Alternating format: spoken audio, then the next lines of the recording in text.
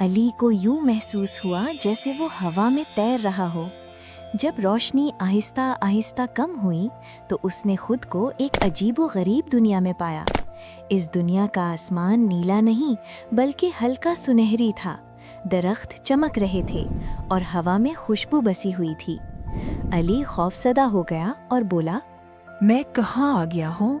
अचानक एक खूबसूरत सफ़ेद परिंदा उसके सामने आया। उसकी आंखों में दानाई झलक रही थी। परिंदे ने नरमी से कहा, डरो मत अली, ये नेकी की दुनिया है। जादुई किताब ने तुम्हें यहाँ बुलाया है। अली ने पूछा, मुझे क्यों लाया गया है? परिंदे ने जवाब दिया, क्योंकि तुम्हारा दिल सच्चा है।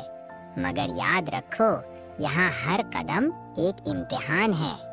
इतने में जमीन पर रोशन लकीर बनी जो एक रास्ता दिखा रही थी। परिंदे ने कहा, अगर आगे बढ़ोगे तो वापस जाना आसान नहीं होगा। अली ने एक लम्हा सोचा, फिर हिम्मत करके कदम आगे बढ़ाया। जैसे ही उसने पहला कदम रखा, आसमान गरजा और दूर कहीं एक साया नमूदार हुआ।